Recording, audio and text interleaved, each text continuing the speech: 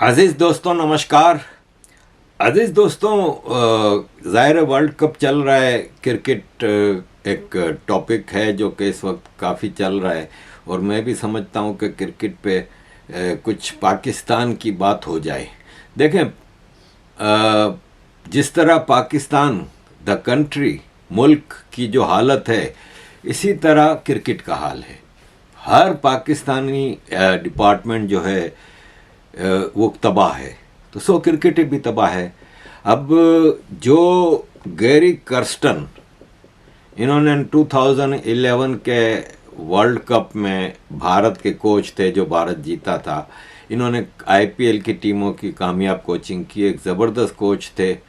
वो कहाँ इनको पागल कुत्ते ने काटा था जो ये पाकिस्तान की कोचिंग ले बैठे। अजीज़ दोस्तों, इन्होंने अभी कहा है कि पाकिस्तान की टीम में कोई यूनिटी नहीं, सब एक दूसरे को कोई सपोर्ट नहीं करते, सब अलग अलग हैं। कोई राइट पे है, कोई लेफ्ट पे है। मैंने इतनी टीमों के साथ काम किया है, लेकिन ऐसा हाल किसी टीम का आज तक नहीं देखा। इन्होंने कहा फिटनेस लेवल खिलाड़ियों का अप टू द मार्क नहीं है। इनको आर्मी ने ट्रेनिंग दी थी फिटनेस की। अब आर्मी ने तो वो हाथ उठाने की ट्रेनिंग दी है, जिसके ज़ाहिर बेचारे खुद आर्मी वालों की ट्रेनिंग की हाथ उठाने की है, हमेशा सरेंडर करने वालों को, तो इनको भी हाथ उठाने की ट्रेनिंग दी है। फिटनेस लेवल नहीं है, स्किल लेवल नहीं है। दूसरी दुनिया की टीमों के मुकाबले में इनका स्किल लेवल भी बहुत कम है, यानी इनमें काबिलियत भी नहीं है। क्योंकि आप ज़बान की बुनियाद पे, एथनिसिटी की बुनियाद पे पॉलिटिकल अपॉइंटमेंट करते हो तो फिर तो ये होना है। इतनी सारी क्रिकेट खेलने के बाद भी इनको ये नहीं पता कि कौन सा शॉट कब मारना है। ये कर्स्टन ने कहा कि किस मौके पे कौन सा शॉट मारना है, ये इनको अभी तक नहीं पता। इन्होंने कहा कि मैंने जब से क्रिकेट ज्वाइन की है, मैंने देखा है कि टीम में कोई यूनिटी नहीं है, एक दूसरे से बातचीत भी नहीं करते। और ऐसी सिचुएशन मैंने इतनी टीमों के साथ काम करने के बावजूद आज तक कहीं नहीं देखी। अब हम नई टीम देखेंगे किस तरह की सिलेक्ट होती है पाकिस्तान में, ये गैरी कर्स्टन ने कहा। अब देखें, बात यह है कि प्रोसिक्यूशन तो ऊपर से लेवल के से होना चाहिए ना। अब मोहसिन नकवी जो होम मिनिस्टर हैं, जो कि इस वक्त डिफेक्टो प्राइम मिनिस्टर हैं, सब कह रहे हैं कि प्राइम मिनिस्टर शहबाज शरीफ से ज़्यादा पावरफुल आदमी है ये, इसको अपने किसी किए के लिए कहीं जवाबदेह नहीं है ये। जबकि शहबाज शरीफ को सिर्फ स्टैम्प मारने के लिए रखा है, क्योंकि एज ए प्राइम मिनिस्टर उसकी सिग्नेचर जहाँ ज़रूरी है वहीं के लिए रखा है, या भीख मांगने के लिए भेजते हैं। वरना मोहसिन नकवी इस वक्त पाकिस्तान का army chief general Asim Munir का राइट हैंड मैन है और ये सारे फैसले करता है। अब आप मुझे ये बताएं कि आपने बाबर आजम को परफॉर्मेंस एज ए कैप्टन की परफॉर्मेंस, क्योंकि आप ये देख लेना कि बाबर आजम की एज ए कैप्टन क्या परफॉर्मेंस रही है। बाबर आजम ने only player in the history है जो T20 वर्ल्ड कप 2021 के ग्रुप मैचेस में से निकल गया। T20 वर्ल्ड कप, फिर वर्ल्ड टेस्ट चैंपियनशिप, फिर एशिया कप और ओडीआई वर्ल्ड कप, इन सब के ग्रुप स्टेजेस में निकलने वाला दुनिया का ओनली कैप्टन है। और इसी परफॉर्मेंस की बुनियाद पे इसको एज ए कैप्टन हटाया गया था। ठीक है, शाहीन आफरीदी को लाए, जिसका सुसर शाहिद आफरीदी है। शाहीन आफरीदी को एक सीरीज करवा के फिर मोहसिन नकवी आ गया, तो मोहसिन नकवी ने कहा नहीं, बाबर आजम को लाएंगे। 2 प्लेयर रिटायर हो गए थे, इमाद वसीम और Mohammad Amir. Mohammad Amir convicted match fixer है, उसको सज़ा हो चुकी है, वो ब्रिटिश नेशनल है, वो इंग्लैंड में काउंटी खेलने के लिए अब रवाना हो रहा है। सवाल ये है कि आप ऐसे लोगों को रिटायरमेंट से वापस लाते हो, जबकि आपके पास क्या टैलेंट नहीं है कि मुल्क में? आपने अब्बास आफरीदी को पूरा उसमें टूर्नामेंट में आपने ग्राउंड में बिठा के रखा, खिलाया नहीं, आखिरी में आयरलैंड के खिलाफ खिलाया। आमिर और इमाद वसीम से आपकी प्रॉमिस था कि आप इनको हर मैच खिलाएंगे, सो खिलाएंगे। ये देखें, मुझे याद है कि जब मैं कराची में रहता था, 19 साल का था मैं, तो हमारे मोहल्ले में एक लड़का था अशरफ, और उससे मेरी अच्छी दोस्ती थी। लेकिन कई साल के बाद वो मुझे मिला। जब मैं सऊदी अरब में रहता था तो एक बार छुट्टियां मनाने पाकिस्तान आया था, तो मुझे रास्ते में मिला, तो बातचीत हुई। तो मैंने कहा, यार तुम तो इतने अच्छे क्रिकेटर थे, तुम क्या कर रहे हो आजकल? कहता है मैं तो चार्टर्ड अकाउंटेंसी कर रहा हूँ। मैंने कहा क्रिकेट छोड़ दी तुमने, इतना अच्छा फील्ड है। कहता है यार इलाकाई पॉलिटिक्स बहुत है, रीजनल पॉलिटिक्स। कहता है वो क्या है कि मैं कराची का हूँ ना, मैंने 2 फर्स्ट क्लास मैच खेले कराची सिटी क्रिकेट एसोसिएशन। कहता है आगे चांस नज़र नहीं आ रहा, अगर मैं पंजाबी होता ना तो मुझे बड़ा मेरा फ्यूचर था। इस तरह का माहौल है पाकिस्तान में। तो आप रीजनल पॉलिटिक्स, अब इस टीम में पंजाबी पख्तून हैं बस, कोई सिंधी नहीं, कोई बलोच नहीं, कोई मुहाजिर नहीं, आज़म खान को छोड़ के। इनको आज़म खान ही मिला है मुहाजिर कराची का, ठीक है, बाकी कोई दूसरा नहीं। क्यों भाई? इसलिए कि आपने ये टीम ही पंजाबी पख्तून की बनाई हुई है।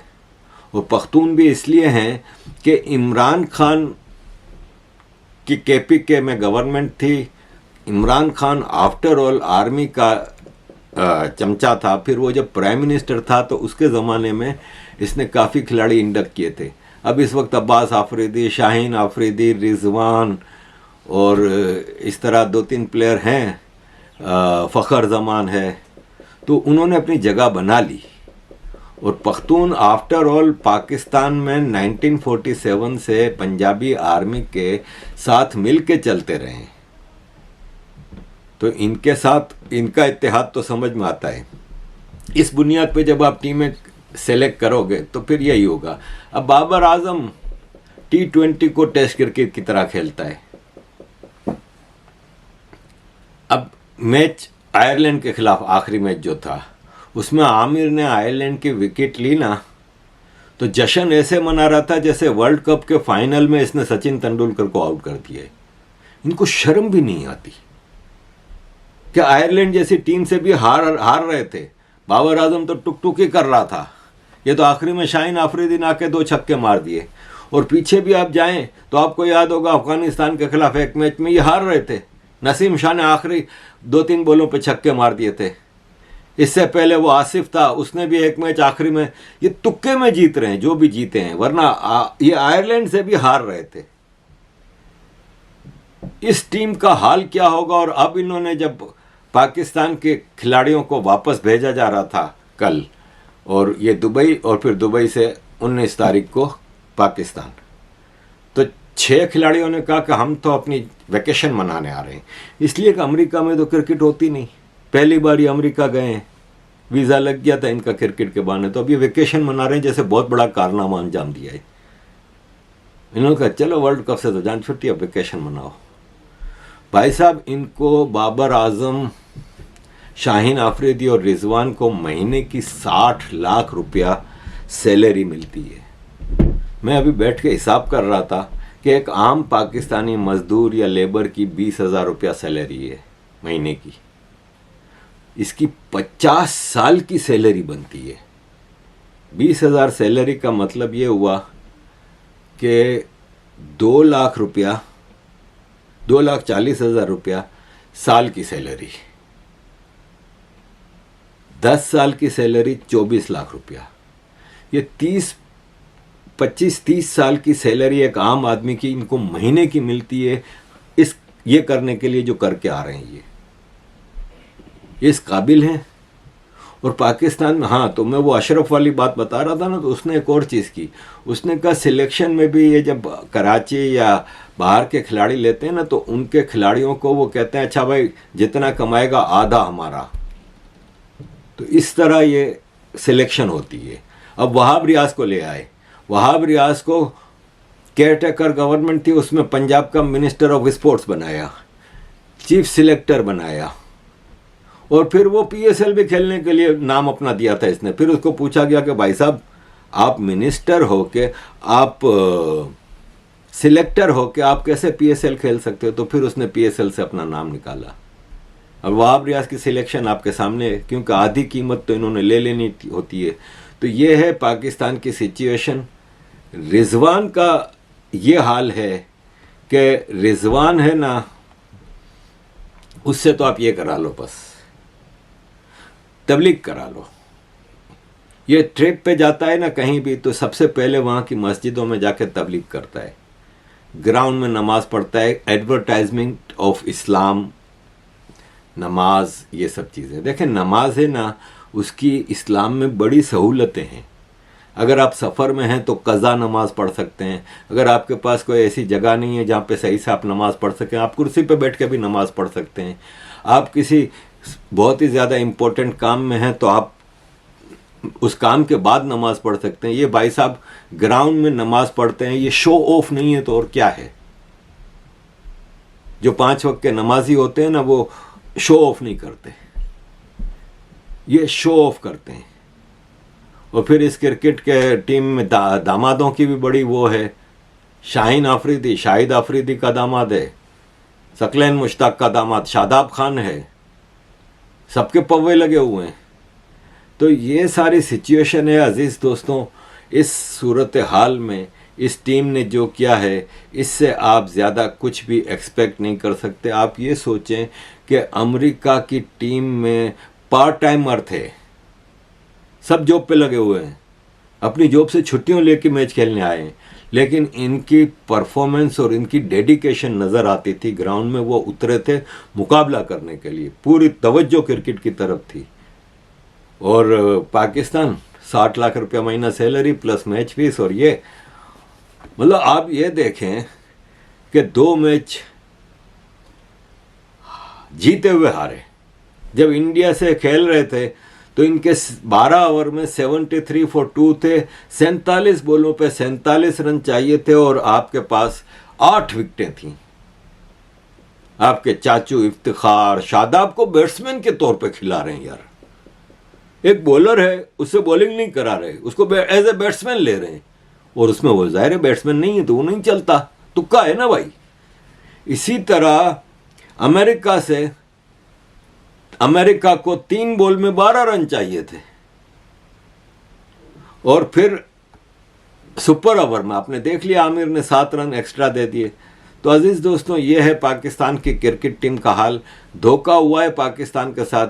आपको याद होगा ऑस्ट्रेलिया में ट्राई नेशन ट्रॉफी होती थी, जिसमें 8-8, 10-10 मैच होते थे, और फिर आखिरी में 3 टीमों में से 2 टीमें फाइनल में जाती थी और 3 फाइनल होते थे। तो उसमें एक बार ऑस्ट्रेलिया ने कहा कि नहीं, हमारी 2 टीमें होंगी, एक ऑस्ट्रेलिया होती थी, एक ऑस्ट्रेलिया ए होती थी, फिर इंग्लैंड और इंडिया या इंग्लैंड वेस्ट इंडीज, इस तरह 2 और टीमें होती थी, 4 टीमों का कर दिया था। और एक बार फाइनल के 3 फाइनल जो होते हैं उसमें ऑस्ट्रेलिया और ऑस्ट्रेलिया ए पहुंच गए थे। तो यहाँ भी पाकिस्तान के साथ धोखा हुआ है। इस ग्रुप में इंडिया और इंडिया ए थी, क्योंकि भाई वो अमेरिका तो सारे इंडियन थे। यहाँ पे पता चलता है कि इंडिया में टैलेंट कितना है, और किसी ने कोई शिकवा नहीं किया। अजीज दोस्तों, जो हाल पाकिस्तान का है वही न्यूजीलैंड का हुआ इस वर्ल्ड कप में, यही श्रीलंका का हुआ।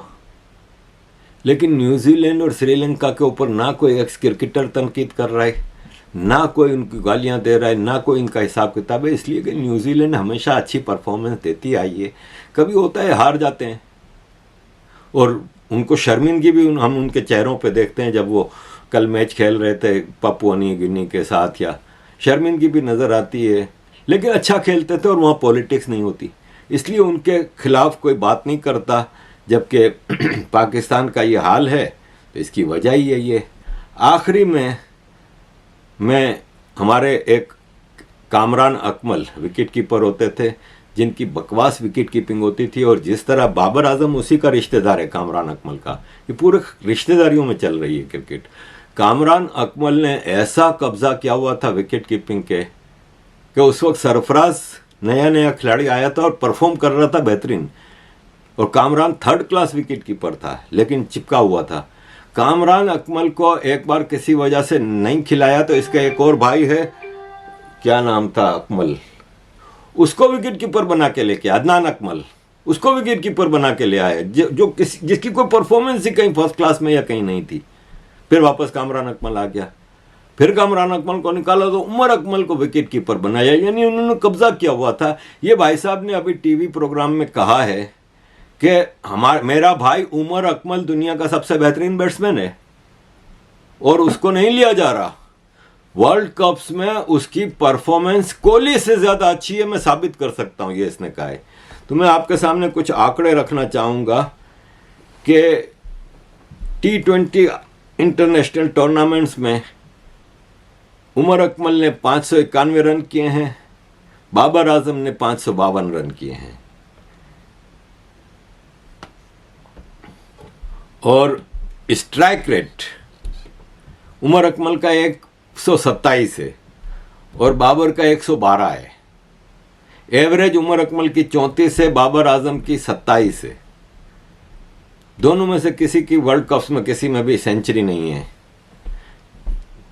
7 छक्के अब तक वर्ल्ड कप के सारे मैचों में, पूरे वर्ल्ड कप्स में उमर अकमल ने, वो बाबर आजम ने लगाए हैं। एक भी मैन ऑफ द मैच नहीं मिला और ये कोहली से बड़ा प्लेयर है। अजीज दोस्तों, thank you very much for all your support. Kindly keep support.